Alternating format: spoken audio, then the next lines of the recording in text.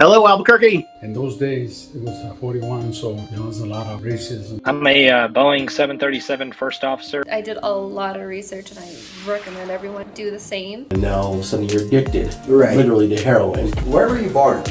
I was born in Cambridge, England. Both my parents were drug addicts.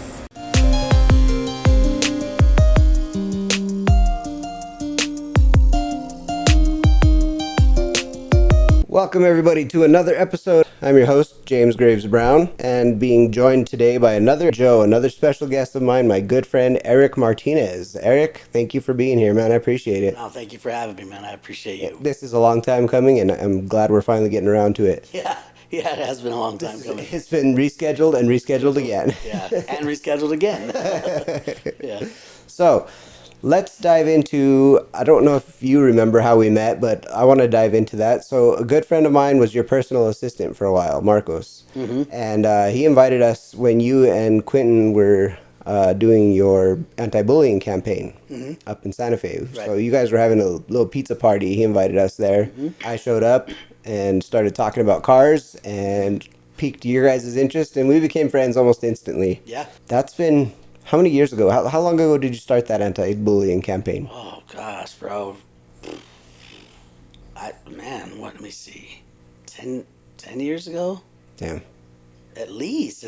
I'm getting old, bro. I mean, if not, and I'm probably off by a year or two, but it's been at least. It has been a while. Yeah, because we had just moved. So that was like 2014, I'm thinking, when I met you.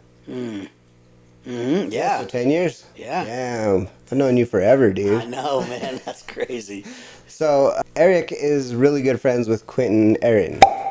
And it's my premise of my podcast is that you don't have to be a celebrity or be famous to have your stories told. So anybody can get their stories told, and everybody should get their stories told and out there, because, you know, everyday average Joes have great stories, and nobody ever gets to hear them. So I'm trying to provide a platform for people to do that. But you're a little exception to the rule, because you've got some fame that you're dragging along with you, and I appreciate you sinking down to our level. Nah, man, listen, I appreciate you allowing me to be on your podcast, and I mean, I think you're absolutely right, bro. Everybody has a story, and everybody, you know, even though they sometimes they probably don't ever get the opportunity to tell their story, and a lot of times they want to. They just want someone to. Well, that's a really good point, because what I found through doing this podcast, I mean, you're number 17 or something like that, but many of the people that I've had on here will come into this very hesitant, very, I don't know what I want to talk about. This is off base, and halfway through we'll take a pause and get some water or whatever, and they'll be like, you know what, I want to talk about this. Right. And by the end of it, they're like, that was so therapeutic. Can we do this again? And I'm like, absolutely. This is, it makes me feel really good that people are taking to it so well. Well, let me tell you something, James. And I was just thinking this just now when I was sitting over here watching you interview the last gentleman you just had here. You have this very, and I've always felt this about you have this very unique way of making people calm, and it's very welcoming. And I've always felt that, man. Especially around you, I've always felt this sense of calmness. And you make it easy, bro. You make it easy for people to want to open up. You make it easy for people to want to talk. So that is a hell of a compliment, and I will take it, and I appreciate that. We're not here to talk about me. Oh, and one thing I wanted to touch on what you said. I'm not an interviewer. This is a conversation podcast. I don't like to approach it where I'm interviewing or grilling you. If there's something you want to know about me in the middle of the conversation, I want you to stop and be like, hey, I want to know this about you, and I'm glad to share with you as well. I want this to be an equal platform. I don't want it to be like, hey, this is my podcast, and I'm here to interview you and ask you questions. No, you have just as much authority on this as I do. So please, if there's something mid conversation that you want to know, ask me. I'm all for it. So let's get into how. I've always been curious, and I've never asked you, how did you meet Quentin? So I was speaking at an event in Atlanta. It was the Atlanta International Peachtree Film Festival. Cool. And I think it was a year after The Blind Side had come out. Oh wow. And I was there, and we met at the event, and it was funny because like he sat in on my panel, and I recognized him in the crowd right away, and I didn't say anything. And then after the panel, we got invited to Ludacris's restaurant. It's a restaurant he had in Atlanta. That's too cool. And it was me, Quentin, and there was probably like 10 other people, but the restaurant was shut down. Wow. It was just us. That's awesome. We got in the restaurant, and I remember we ordered food, and we were eating, and Quentin sat right next to me, and for some reason, like he just took this liking to me. That's cool. He wanted to like stick by me, and I mean, and the feeling was mutual. I mean, he was, he's an easy guy. He's an easy guy to like. He's so awesome. Yeah, and so we were taking shots at the bar. And, Dang. it was an open bar, and 4 or 5 shots in, I was toast, and he was like, "Man, are those really hitting you?" I'm like, "Bro, you outweigh me by 500 pounds." That's no joke. Yeah, so of course you're not feeling it. So then after that, they invited us to this nightclub, and I'll never forget. It was 3 levels, and Kevin Dillon from Entourage was actually at the club too. Oh wow. And so we all go in, and I had to speak the next day. He was done with all his speaking engagements at the festival, but I had to speak the next day. And I can't believe I'm telling this story. So we were there at the club, and the next thing I know, I wake up 3 towns away in a closet. Apparently a girl that was as big as Quentin picked me up and took me home. Holy shit. And she stashed you in her closet for later? I don't know, bro. It was pretty wild. And so I woke up. I remember waking up, and I had probably 60 missed calls from Quentin. Holy shit. And the one thing that was really actually cool about that was that he was genuinely concerned about me. Sure. And so finally I called him back. He was like, "Bro, where are you? Are you all right? I want to make sure you're good." He was like, "You're supposed to be at the panel this morning, and you're wow. late." I didn't know where I was. So thank God the girl that I was with took me back to the hotel. Dang. Where the conference was, and I suffered through the panel, but I made it.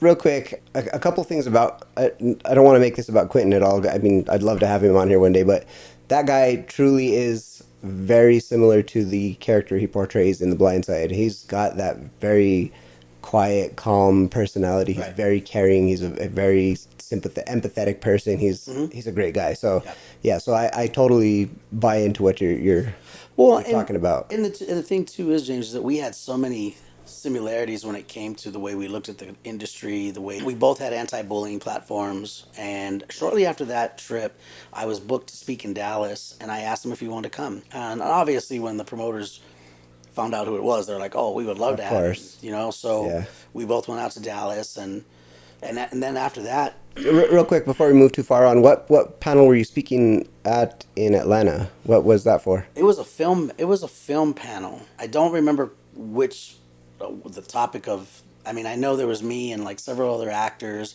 There were some producers and directors. But it wasn't a specific project. Yeah, no. Oh, okay. There were several. It was like a 3-day event, and there were several panels on different topics. Okay. And I was asked to come and speak as an actor and basically about my experiences in the industry, and what I had been doing at the time. And so after that, Quentin, after Dallas, he came back to New Mexico with me, and a 2-day visit ended up being almost 2 months, and he's hung out, and we did some more speaking engagements, and we just kept after that, man, our friendship just grew and grew. He really got close with my family, my kids, and now it's just we're like brothers, bro. Like, I know. He's Uncle Q to my kids, and that's freaking awesome. So.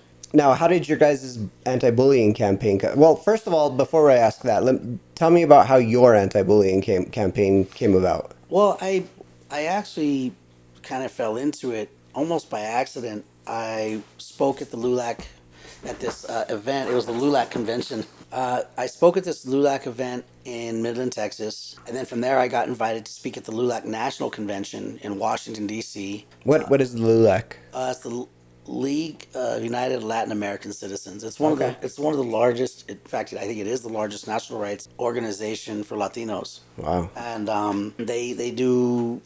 Let me put it this way: if there's a problem going on in the government, or something's going on politically, or somebody's rights are being taken from them, if LULAC gets involved, there's going to be. Wow. Yeah, they're That's very. cool. They're a powerful organization. Great organization too. I mean, just everything that they've done to really. They've superseded, the expectations of people around them, and they help their communities. And they're pretty much. I believe they're like now pretty much based. They have organizational teams in every state. Wow. They're big. They're That's really awesome. really big. So I spoke at the LULAC National Convention in Washington, and that's where I got to meet Hillary Clinton, and Nice. and then from there, after I spoke there, I got asked to speak in Chicago. And it kind of just turned in because I didn't really have anything to speak about, so I just spoke about my story. I spoke about bullying. I spoke about fighting for your dreams and believing in yourself and having faith, and it just kind of like it just grew from there. And then the more people found out, the more people started asking if I would speak at this school and this school and this school, and Nice. it just grew from there.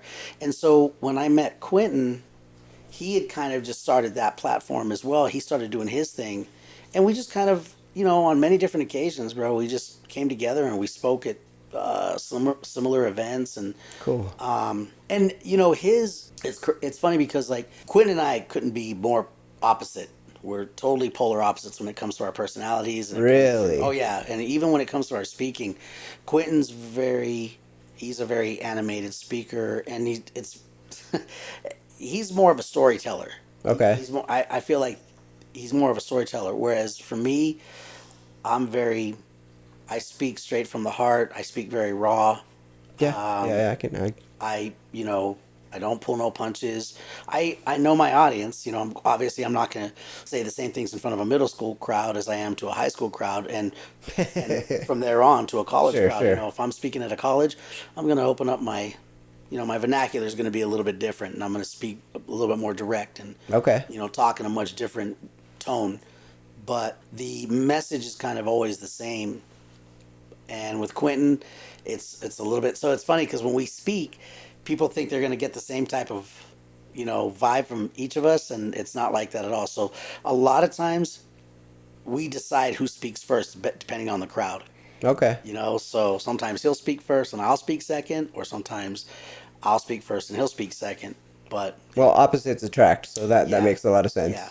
You So- guys have put on a good catch the crowd's attention, Mm-hmm. and actually, because of both of your status, you can actually get a point across that people are going to pay attention to, Right. and that's really cool. Yeah. That's super important, especially when you're speaking on something like anti-bullying. That's Well, and the thing is too, man, is like like I said, the anti-bullying thing kind of happened by accident. I mean, really, I felt, and I never really considered myself a motivational speaker, although that's what people were dubbing me as. And anti-bullying happened to be one of the topics that I spoke about, but I spoke about so many different things. I mean, a lot of times my speeches end up being speeches of just fighting through struggles and Sure. being able to maintain your poise and have faith and and it's a lot of times it's funny because like even when Quentin and I will speak, when he speaks, he's got people laughing, and when I speak, I get people, the crowd gets really quiet and intense, and and although I do say some things that will bring laughter into the crowd, but Sure. 9 times out of 10, man, there's going to be tears, and and it's good tears, yes. I was going to say, don't take that the wrong way Yeah, to the audience. it's people really going, wow, I needed to hear that. Yeah. Thank you for saying that. That's great. So, moving on from that, how is your family, bro? Let's do a little catch up. It's been a while since we've spoken.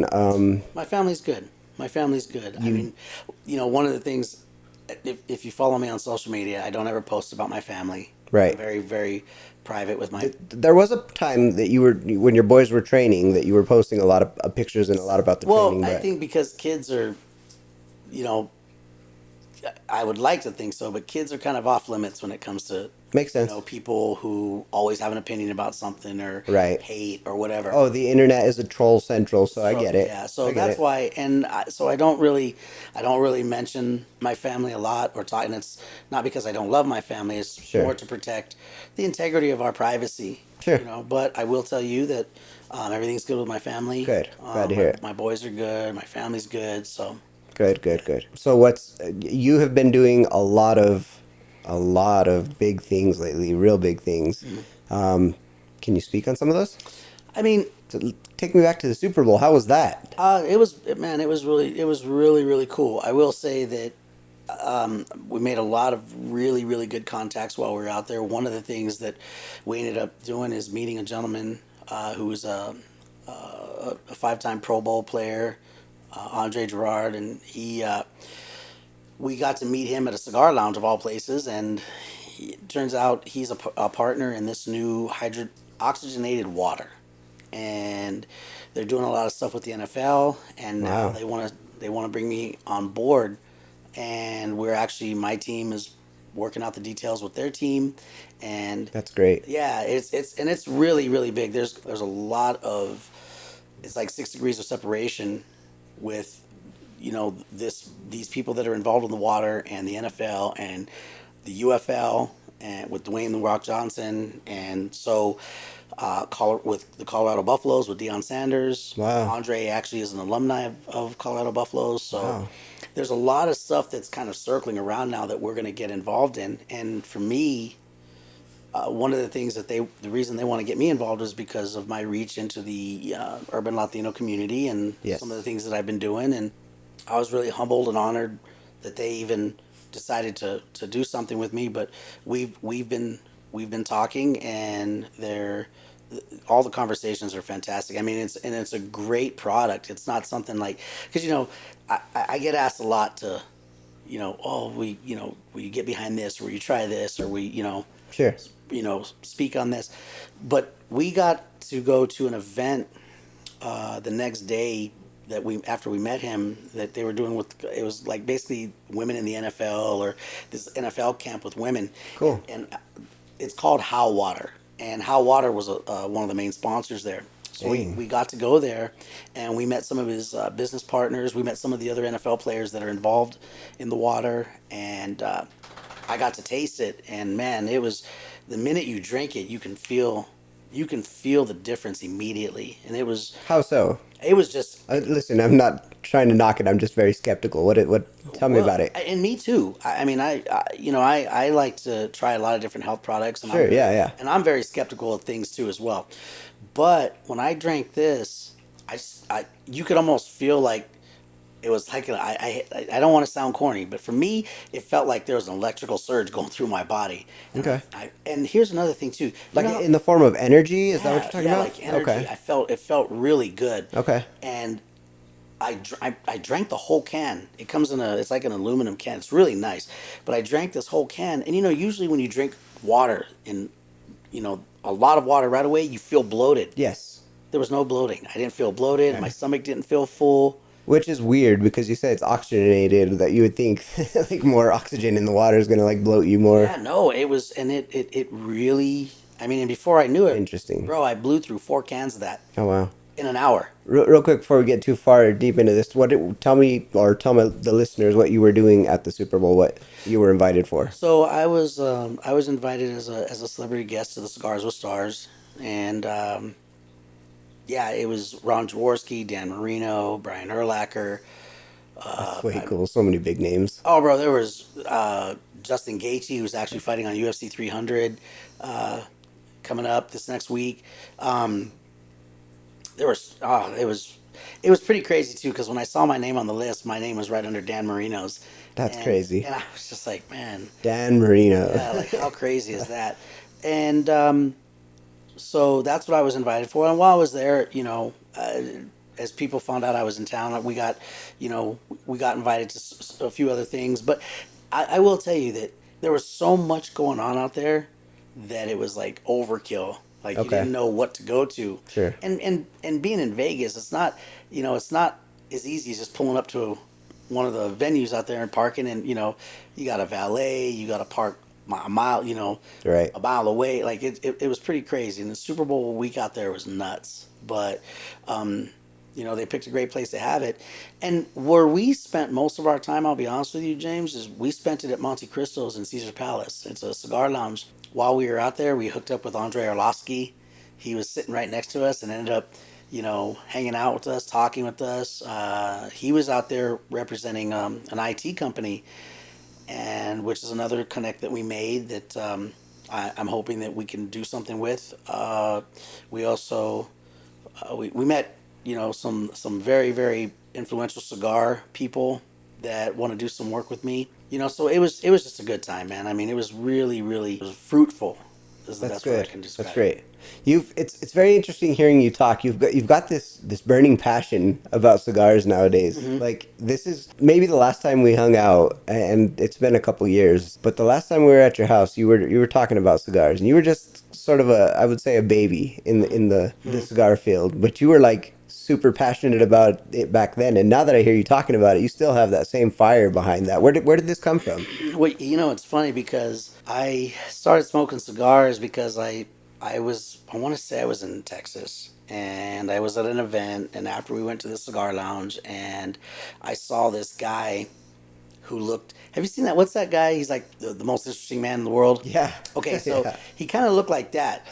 Dress shirt, sleeves up, slacks, no socks, alligator skin shoes, kind of a scruff. He had a cocktail in one hand, button up shirt, sleeves up. He had a cigar in the other. And I was like, wow, man. That dude looks dope. Like, elegant, man. Like, if I could just look that cool just once. Just once. And, long story short, I introduced myself to him. He sat me down. He got me a cigar. And I ended up spending the whole rest of the night with him. My boys were hanging out. I stayed with him because, his conversation as well. And what I've come to realize, bro, is that cigars, I've met so many great people over the stick, over the love of the leaf, bro. Because, I've sat in rooms where people from all different backgrounds, but we're all equal because of the stick. And yeah, man, it has been, it's one of the best hobbies I've ever picked up. And so much so now that I'm actually going to Atlanta in 2 weeks to start my own brand. No kidding. To sign a deal to get my own. Well, congratulations. That's amazing. To get my own line out. And we're going to be actually heading to the Dominican Republic shortly after that to see the factory. Wow. That is going to be doing my cigars. And so I'm pretty excited about it. But yeah, man, I've just, one of the last movies that DMX shot, before he passed, I was in Staten Island. And I went to a cigar shop before I was supposed to go on set and ended up walking into this place that it was like a scene out of the Goodfellas. I mean, these guys were all Italian. They all looked like old mafia dudes. That's crazy. They were the coolest guys, man. And I mean, I didn't even want to leave. I was supposed to be on set at midnight. I showed up there at 5. I was actually supposed to be on set at 10. I ended up not getting to set till midnight because I stayed with them the whole time. But I will tell you, like, again, people think like cigar smoking is like, oh, it's all just for old men and it's dirty and nasty, but it's really not, man. And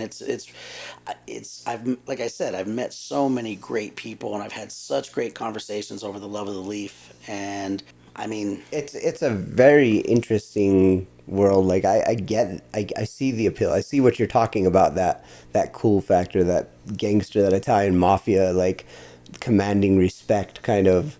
Yeah, that man. look to it, but it's something I've never been able to get to. And maybe, naivete or just being young or whatever. But you gotta have a cigar with me one time. I can't. I literally can't now.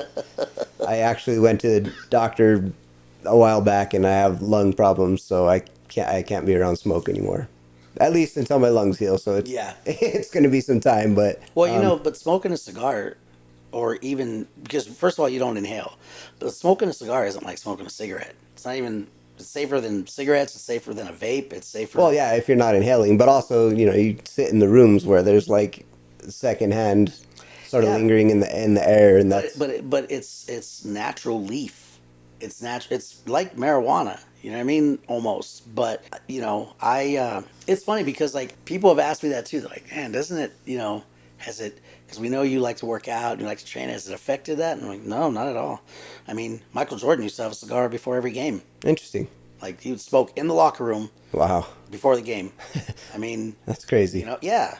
I mean, so, I think everybody's different, and I mean, I'm not gonna lie. When I first started smoking, I had a few bad experiences because people were giving me cigars that didn't understand my palate. You have to really, you have to. Wow. Yeah. So, I mean, I remember one time I did a cigar social. I did an appearance at an event in Texas, and I picked out a Rocky Patel Java, which is it's a medium-bodied cigar. It's tasty, tastes like coffee, and I was all excited. And when I walked out, the owner of the lounge was like, "Man, give me that chick stick and let me get you a real cigar." Chick stick. I was like, "Wow!" So he gives me this. I'll never forget. I don't even know what it was, but it was like that big and that round, and he's like, "That's a man's cigar." Jesus. And I had a bunch of people waiting for me to take pictures. James, I took 3 puffs of this and I looked like I had Ball's palsy. Half my face was numb. I was slobbering on myself. I turned green. I was like, oh my goodness.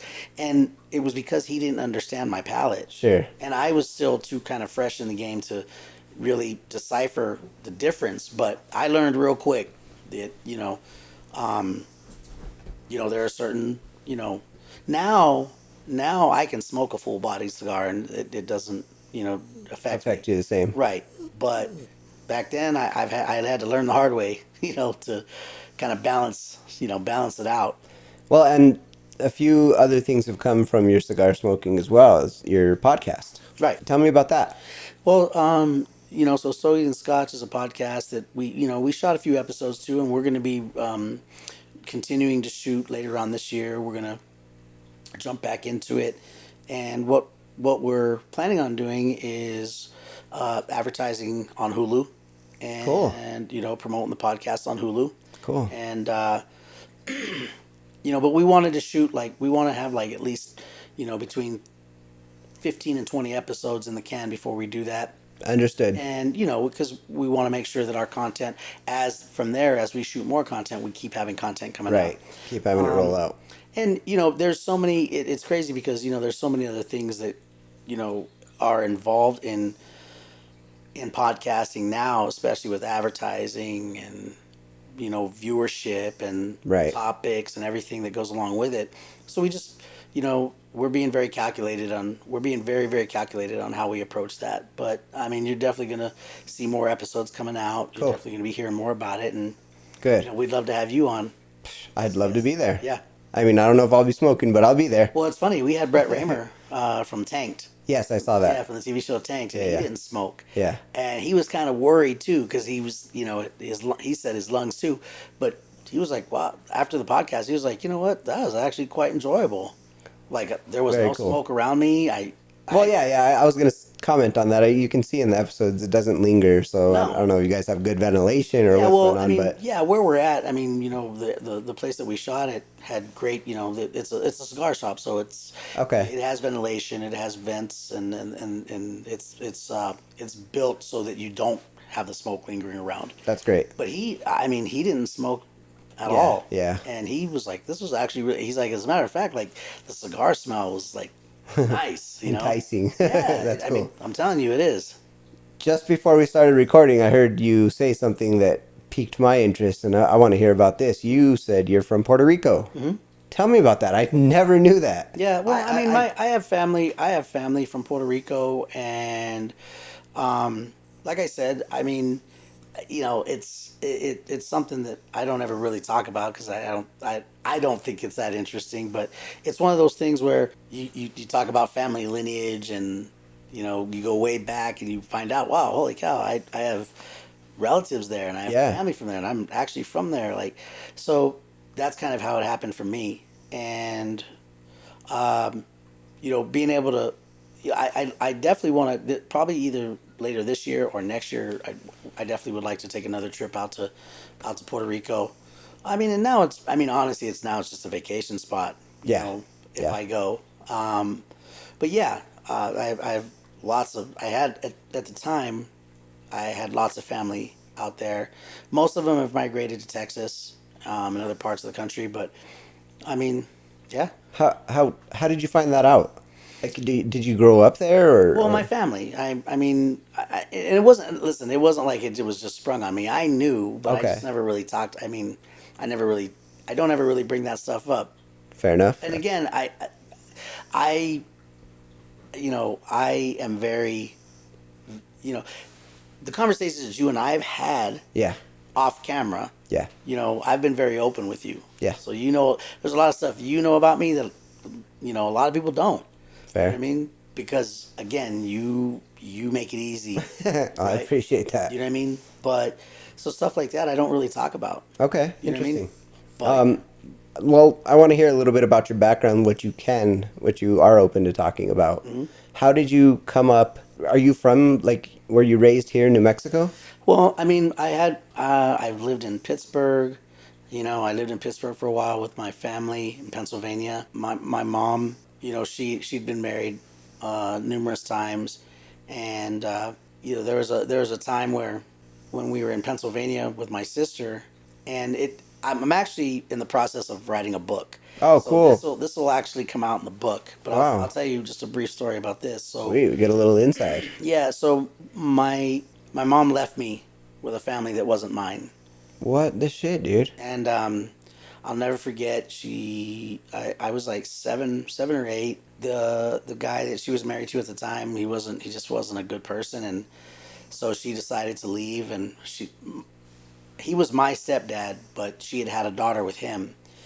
And at the time, my sister I believe she was 2, and she woke up one morning, and I knew something was different because she, usually, my mom and I were like stuck like glue together.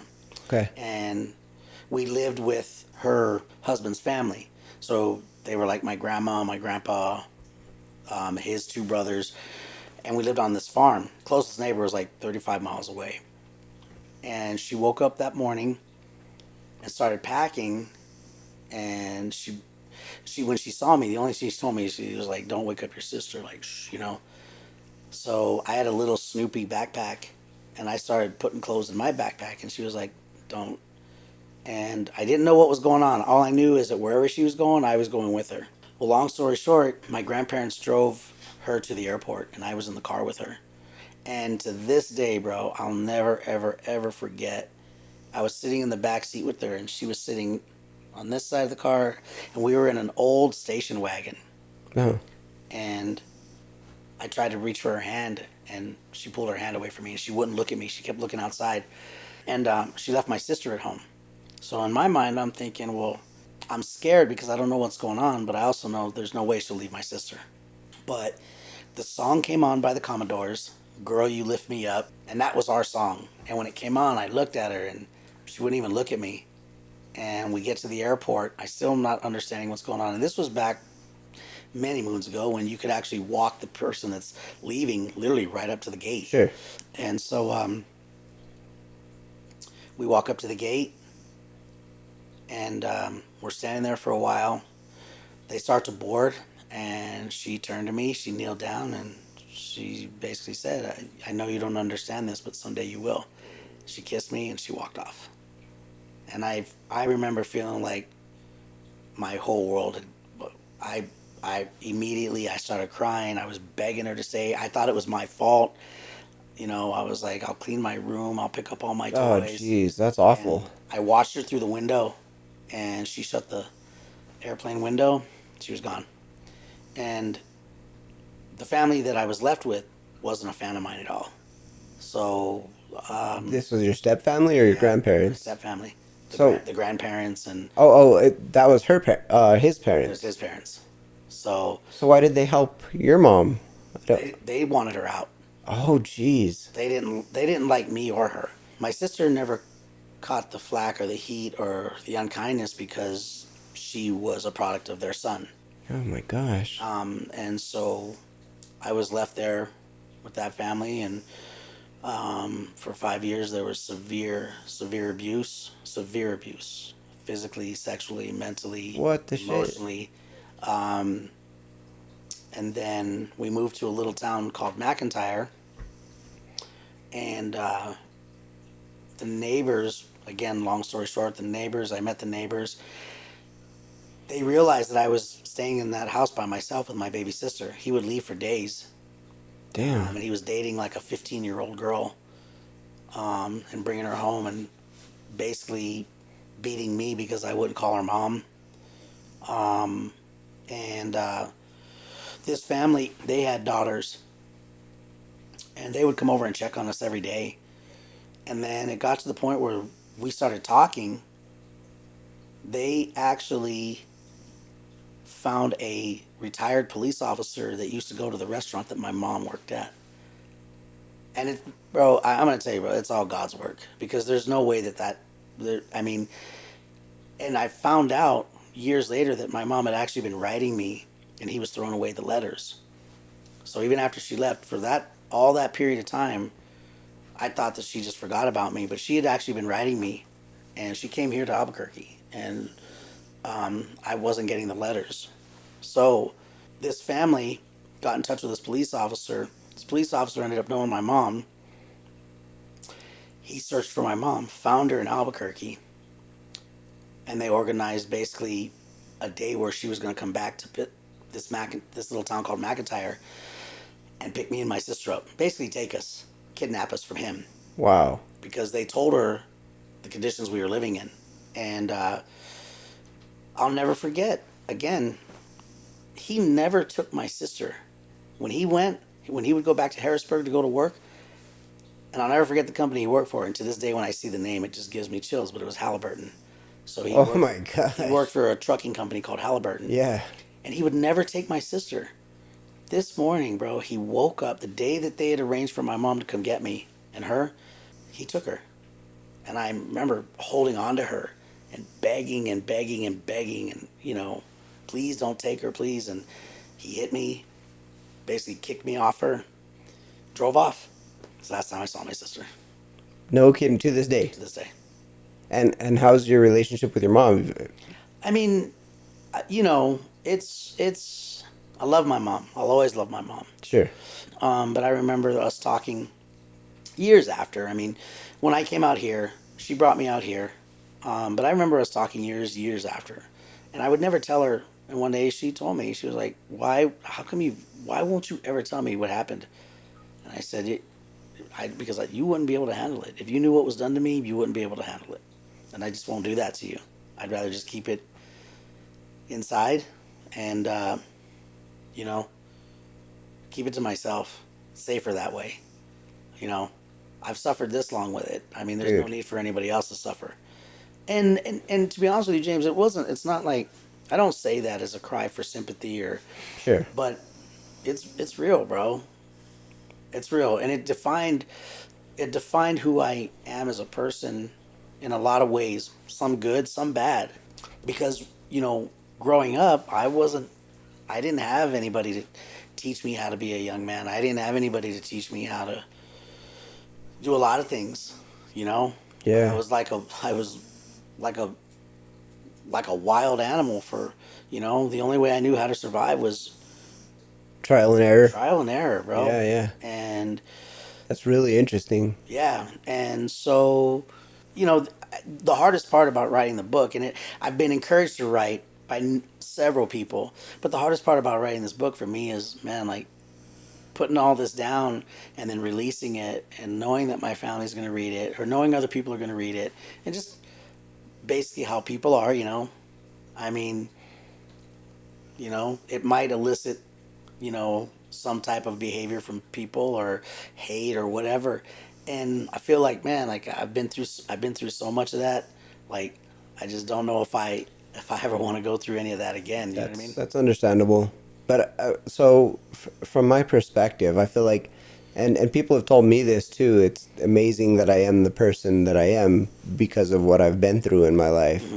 Mm-hmm. Through this podcast, slowly but surely I'm divulging stories, but I've had a lot of negativity in my life. Mm-hmm. A lot of negativity, a lot of loss, a lot of destruction, a lot of, but overall, like, my life has shaped who I am. It's made me a strong person. It's given me the character that I possess, and I'm grateful for it. I wouldn't change anything in my life, not the good, the bad, the ugly. Yeah. I like it all. It's made me who I am.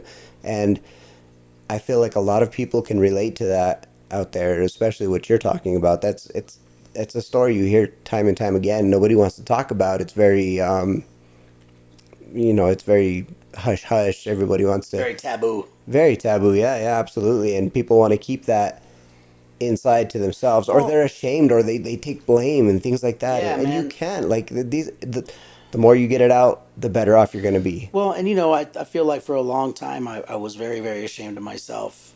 I was very ashamed of myself and ashamed of my behavior, and using some of that as a crutch. I was ashamed that it even happened. But I didn't know how to fix it. But also, that's not your behavior, though. Like, I know you don't want to see yourself as the victim, but in certain situations, that's the only way you have to. You have to admit and realize that you are the victim in that situation. Yeah. You didn't cause that. You didn't ask for that to be done to you. So, in those cases, you are the victim. Right. I get wanting to take the blame and say, yeah, this was my fault and all that, but all that's doing is enabling your abusers. Right. That's saying, giving them a free pass, get out of jail free card. Right. And people can't do that. It's speaking out and saying, I am innocent in this. I'm the victim. You did this to me. I didn't ask for that to be done. Right. Is how things like that are going to be controlled. Yeah. And worst case scenario, people are going to be upset or offended to the point that, who knows, worse crimes can happen. Right. So I get it in that scenario, but like when all's said and done and you're out of that situation, it's very unhealthy to look at yourself and take any kind of blame for that. Well, the thing too is, James, is I feel like there's so many people who've been through worse that I feel like I don't even have a right to even talk about what I've been through. But it's funny because when I do actually open up to people, and I talk about what I've been through and how I've gotten through it and where it's brought me to today, I mean, I've been told numerous times how inspiring that is and how that helpful that is to hear. Sure. And so for me, I try to look at it in that way, as like a cleansing process, and being able to, if I can share my story and it can help somebody else get through something. Absolutely. Whether it may be worse than me or not as bad as what I've gone through, and they go, wow, if you can get through that, then I can certainly. Absolutely. And so for me, I try to look at it that way now, where, hopefully. And that's an incredibly healthy outlook. So Yeah. that's exactly what people need to aim for. Mm-hmm. Just know that you can, first of all, get through it. Mm-hmm. Strength comes from places that you don't know you have. Right. And when you are through it, then you can use that as a conduit to help others. Mm-hmm. And that's great. That's right. Super healthy, and I respect the heck out of that. Thank you. Let's move on forward a little bit further in life. How did you get into acting? Where did that come from? Well, I mean, it was something that I always wanted to do, and I didn't know where to start. And I'll never forget seeing an ad in the paper, and it said, wanted 6'2" African American gangsters. That's absolutely you. That's me. That is me. And so I went to this casting call in Santa Fe, and it was for a Tupac Shakur video. And shut up. Yeah. What? So, yeah. What video? I Wonder If Heaven's Got a Ghetto. In Santa Fe. In Santa Fe, they shot it at Bonanza Creek Ranch. Shut the fuck up. And yeah, it's pretty crazy. And long story short, I fought my way onto set, into being in the video, pretty much to the point where they were like, "Man, you're not gonna go away, so we're just okay. You can be one of the guys that we're hanging." And yeah, man, if you blink, you miss me. But I got to do that, and then after that, I mean, at the time there wasn't a whole lot of activity going on. So I got into other things, and then when things started kind of like resurfacing, I'll never forget, I got a call by a wonderful casting director here in town, and she still is here, and I love her to death, Kathy Brink, and she said that she was casting for a feature film with Christian Slater. And I was like, wow, that's one of my favorite actors of all time. So I read for this role, and I didn't think I got it. And yeah, like 3 weeks later, they called me back, said I got the part.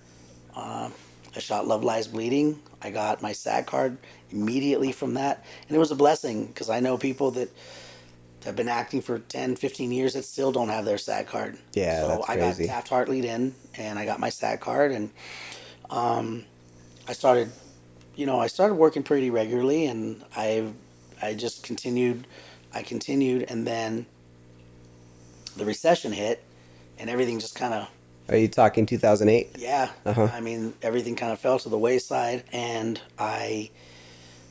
with everything that was going on, and I was still trying to learn the industry, so I didn't really know what that meant. Okay. I just knew that, man, I wasn't getting any auditions, I wasn't doing anything. Love Lies Bleeding had come out, and I'll never forget when the trailer came out, I was getting calls from all over the place. People like, hey, we just saw you on MTV. And I used to be like, come on, man, don't tease me. That's not funny. You know how bad I want this. Yeah. But sure enough, the trailer was being aired all over. Oh, that's cool. And then it had been a while since anything had come up for me.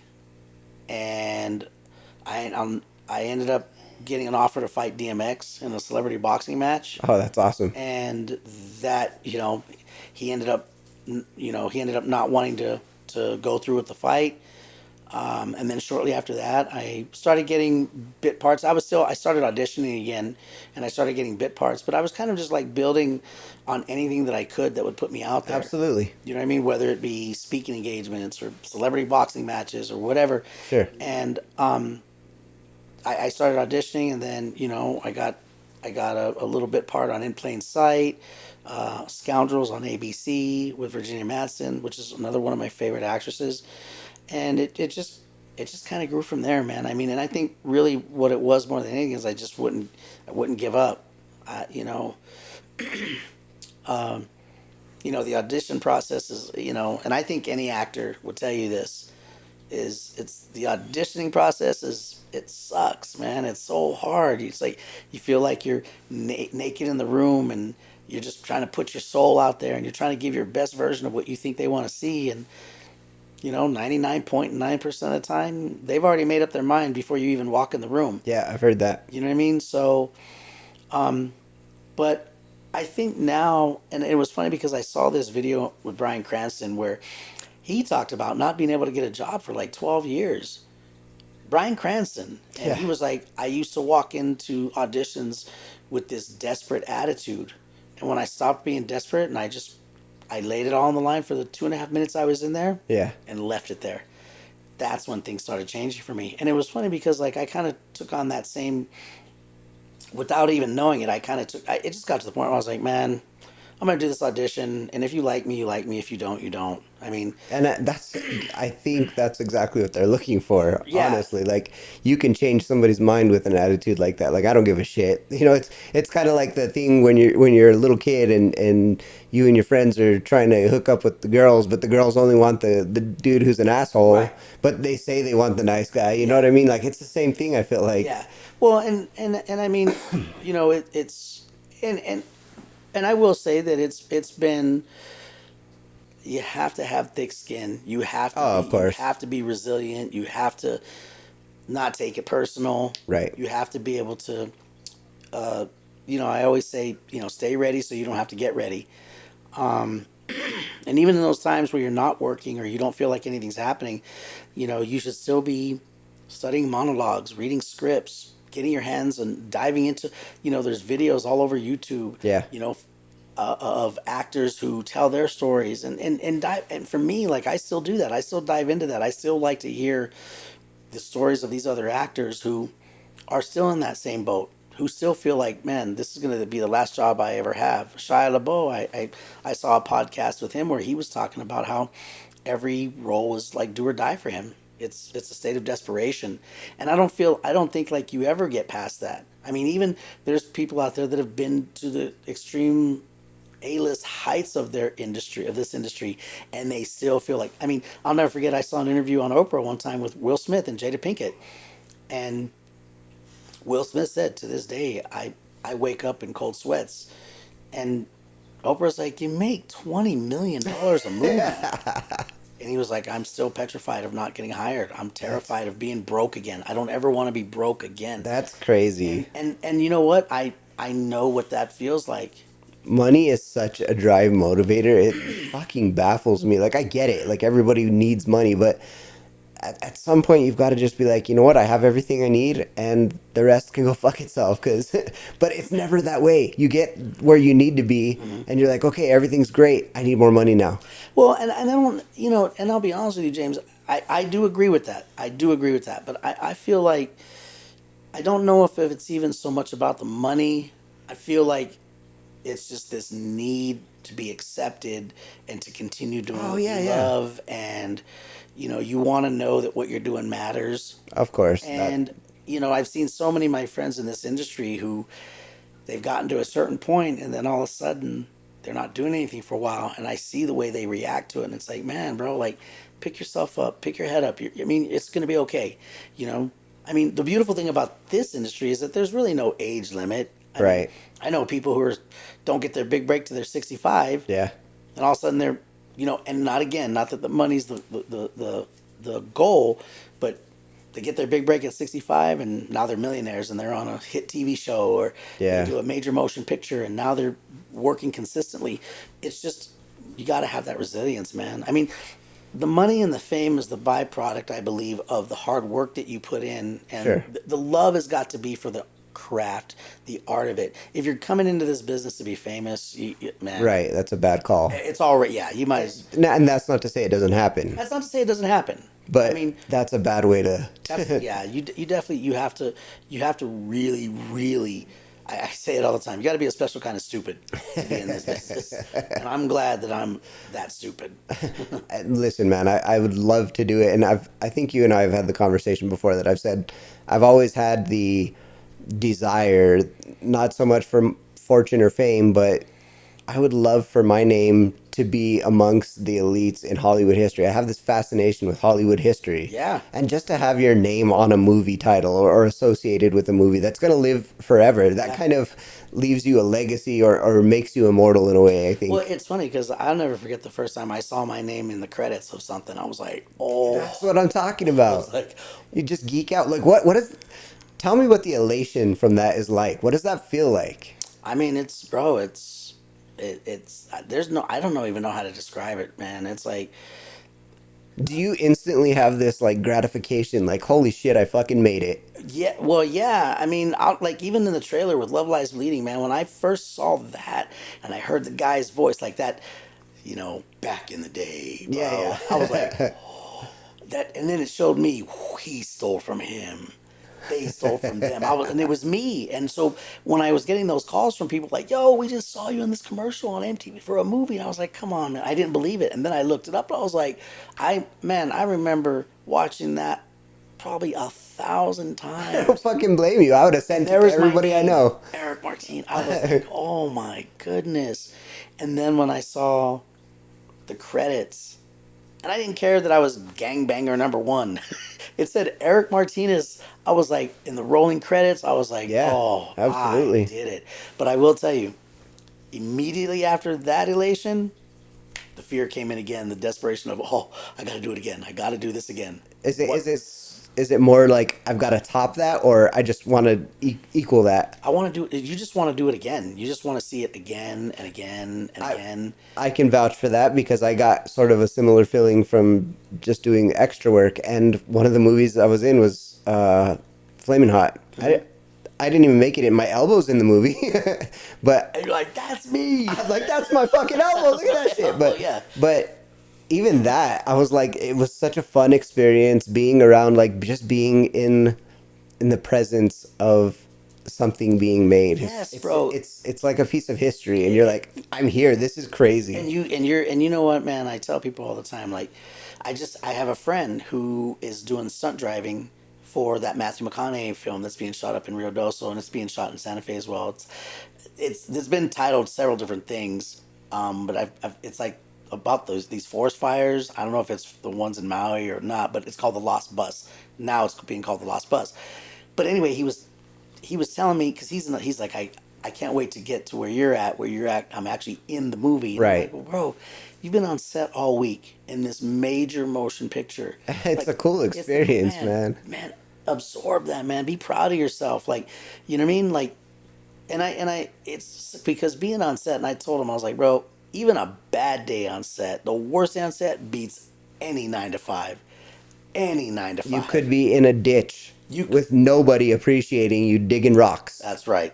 Yeah, I being mean- on set with these celebrities, and from my experience, so I'm actually in robots. Like my face is all up in the camera. That was a really cool experience. And Jack Whitehall and Shailene Woodley are fucking really nice people. Like Jack was super business, all about let's get this done and quiet on the set. Let's get moving. But when all was said and done, after we got our takes in, he was like, "Hey, can I take a picture with you guys?" And I'm like, "You're asking to take a picture with us?"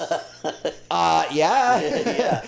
But when Shailene first got there, she walked in and she's a pretty big celebrity. I would Oh, say yeah. A-list. Yeah. And she walked in and she could have ignored every one of us. And no, she stopped and talked face to face with us and was like, "How's everybody treating you? Is everything okay? You guys having a good time?" We're like, "Wait, why are you talking to me?" Yeah, yeah. I'm nobody. Like, Well, I'm just here. I'm lucky to be here. Man, like I feel like that's so important, and that's something I try to do, man. Like when I'm on set, like I try to make sure that everybody around me feels comfortable and feels valued and wanted, and It was a very cool it experience. is, man. I mean, because I've been on set with people who they really could give two shits about you. So have I. Yeah, and they could care less that you're they just could care less that you're even there. Like they're the star or they're the big name in the crew, so they really don't give a shit.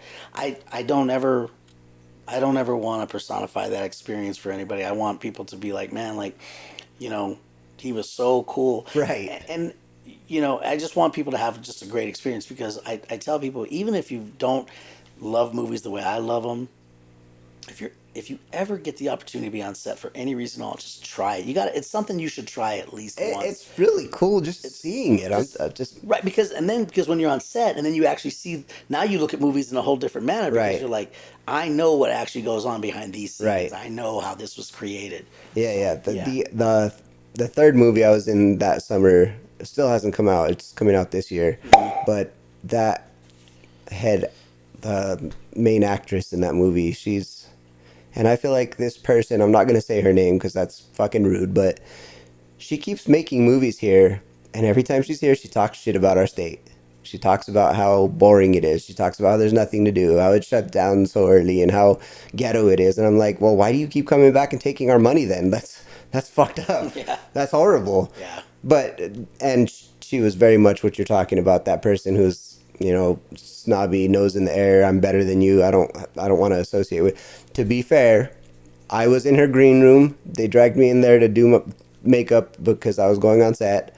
And she walked in and she kind of just looked at me, didn't say a word, went and sat down. She was polite. And the makeup artist looked and noticed she was in there. She's like, "Oh my God, get up. We got to get out of here." And I was like, okay. Yeah. But she didn't say anything. So I don't think that she's rude to the point of saying that individuals from our state are bad or anything. She just generally talks shit about the state, and I don't think that's cool. Yeah. But Right. it is what it is. Well, and I mean, and it's unfortunate. I mean, because New Mexico is it's become such a landmark in film, and it's such a great state to shoot in, and there's so many talented people here. Yeah. I mean, so many talented people. I mean, there's so many crew members and actors and actresses, and for me, man, like I haven't always had the best experiences, but I can say that there are so many talented people here, and I'm proud. I'm proud of all of them, and I'm if you have the courage to be a producer and try to put a movie together and you do it, even even if it's $100,000 budget, man, be proud of yourself. I mean, because Absolutely. listen, bro, even doing a podcast, this is all part of the industry, James, and this isn't easy. And like even when I came in here and I saw this, and and I know because you see it, like you live it, you're seeing it every day, so you're like, man, I know I can do better, I can get this, I can get this. But man, like you should be so proud of yourself, bro, like to have this kind of setup and to doing what you're doing, man, because it's all a part of you being involved in this industry, and you're doing it. Well, thank you. You're doing it, bro. Like you're legit doing it.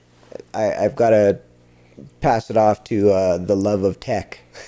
I love playing with tech, but I also do love the artistic side of it, and I love maybe that this is going to help somebody, and that I'm providing a platform to people to get shit off their chest, and all of that makes me feel good. So it's kind of a love for many different things that drives me to do this. But yeah, I do want to, before we get off the topic of being on set, I do want to say that I worked with an AD on 2 of the movies that I was on, and the guy was super fucking nice to me for no reason. He had no reason to be super nice to me, but like on Flamin' Hot, he pulled me out of a place where I was standing that I would have never been seen by the camera, and he put me very near to Dennis Haysbert.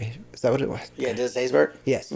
He put me very near to him. Oh, so I had a chance of being on camera. It just so happened that after editing, post, I was cut out. But like he pulled me out of a shadow where I had no chance of being on screen and put me there. And so I walked up to him and thanked him for that personally when I saw him that he was the AD on the next movie that I was working with that other big actor who wasn't so pleasant. And he was like, wow, like nobody's thanked me like that before. Yeah, that's crazy. You're absolutely welcome. And I don't know if, I don't think I was trying to kiss his ass. I just wanted him to know that I appreciated that. That's genuine appreciation. But then we had, God, there was probably 10 or 15 background actors in that next movie, and he put me in every single scene that they pulled a background actor for the 3 days that I worked. He put me in every single scene. That's awesome, man. And I was like, dude, and it's very sad, but he passed away last year, and and he was a young dude, like younger than me. Wow. And it makes me very, very sad. He had a really bright future. I don't know what happened to him, but rest in peace, Joe Buffalino. Really nice guy. Yeah. So yeah, you get to meet people like that in this industry. So yeah, definitely going back to what you said, everybody should give it a try. Everybody should. And it's really easy. Just look up background acting anywhere and give it a go. Give it a go. It's worth it. It is. I want to be respectful of your time. We're at an hour now, so I think we should continue this.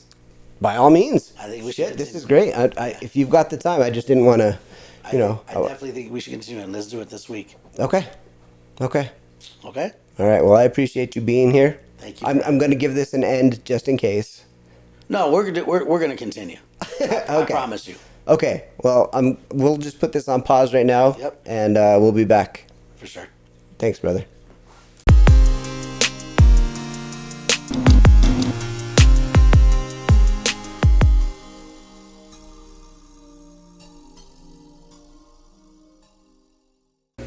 It's a dope setup you have here, man.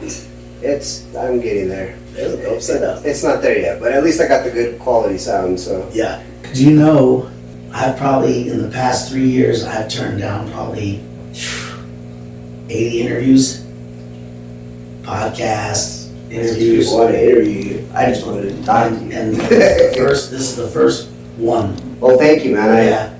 I feel honored. I appreciate it. No, I was just,